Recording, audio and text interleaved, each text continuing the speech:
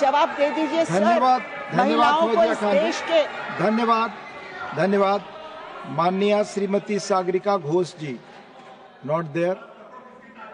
माननीय Shri S Niranjan Reddy.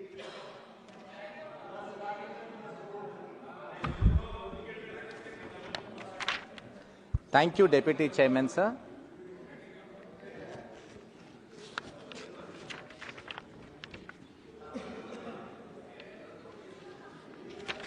So the subject being electoral reforms discussion that is happening, I wanted to make a few submissions without reference to any political undertones, sir. So there has been a lot of discussion with regard to the special intensive revision. Sir, as a member, I feel that the special intensive revision is legally sanctioned. We have Article 324 that enables Election Commission to undertake such superintendence. Sir, we have Section 21(3) of the 1950 Act, which empowers the Election Commission to call for these revisions, special or intensive. Sir, we have Rule 25 of the Registration of Electoral Rules 1960, which once again empowers Election Commission to undertake such revisions.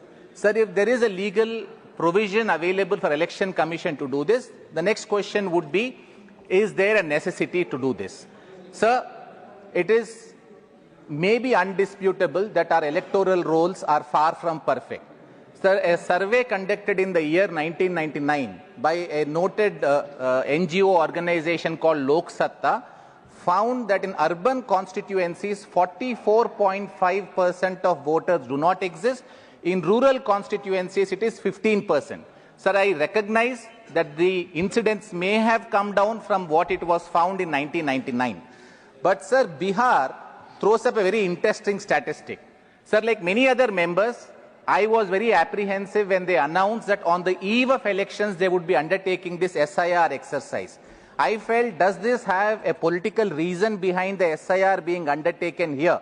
Sir, what now the events that transpired bear out is after the Bihar SIR exercise has been carried out, sir, it is found that 65 lakh voters names were registered on the rolls incorrectly. Now, this matter, sir, was taken to Supreme Court on apprehension. Supreme Court entered certain procedural caveats. Supreme Court said if you are taking out anybody's name, give them a notice.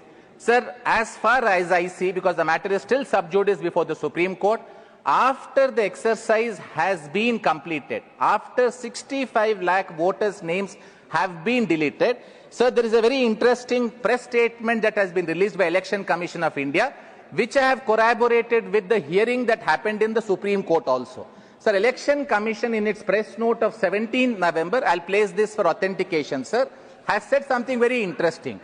It said that after all these people have been removed, there have been 0 appeals against wrong inclusion or exclusion of any elector after special intensive revision in Bihar in any of the 38 districts from any of the electors and, sir, most importantly, or any of the 12 recognized political parties.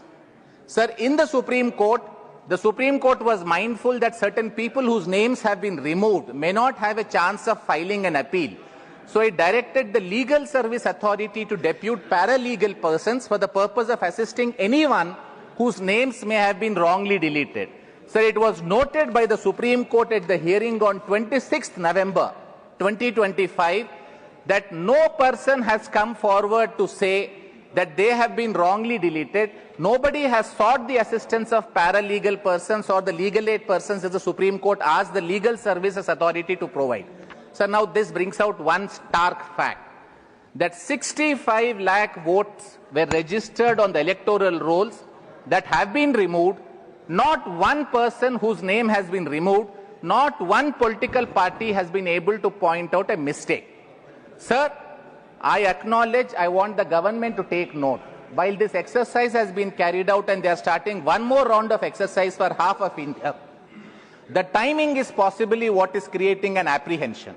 Sir, it is an exercise that under the law is required to be undertaken. Originally, sir, in 1950, it was to be undertaken every year. In 1956, they said there is no point in doing this every year. It has to be done before the general elections. Now, sir, it is amended to say that whenever the Election Commission intends that this needs to be done, this can be undertaken. So possibly, sir, SIR is a good exercise. The timing needs to be careful. Maybe the cleaning up exercise is starting today. My only appeal to all the political parties would be, please ensure while this exercise is being undertaken, you activate your district units, your local units, that if any person's name is wrongly excluded, sir, there are appeal mechanisms to the district collector, and there's a further appeal to the chief electoral officer, sir, who is sitting in the state. Sir, another very important thing, sir. Please, Sir, please do not interfere. Another please. very important thing, and this is what I want to allay the apprehension of many of the members from the opposition side. The electoral roll revision is undertaken at the state government and state officers level. So if there is going to be an electoral revision that is happening in the state which is ruled by the opposition, I am not for a minute saying that the collector or the principal secretary, whoever is in charge of that state, would be yielding to one government or the other, but they are not directly answerable to the central government. The apprehension can be cast aside. But sir, I would appeal to the government, central government, that in future when you undertake this, please do this with adequate time, prior in point of time, so that these apprehensions are not created. Sir, I am running out of my time. I just had one more point very quickly to say, so I am moving there straight away, sir. Sir, there has been a debate about the election method that we follow, which is first past the post system. Sir, I made a study, except India, Bangladesh, Pakistan, UK, Canada and US in some elections, no other major country is following this first past the post system. Sir, the 170th Law Commission in 1999, when Vajpayee ji was the Prime Minister, the 255th Law Commission in 2015 recommended, sir, that we have a hybrid. Sir, I will request you for 30 seconds more. It suggested that we have a mixed proportionate system where we have direct elections as is happening now. We also have a list system where, depending on the percentage of votes that a political party gets, they should get representatives. We may have more people who are not electable come into the house. Sir, in this house, and I conclude with this, we have had two stellar examples, sir.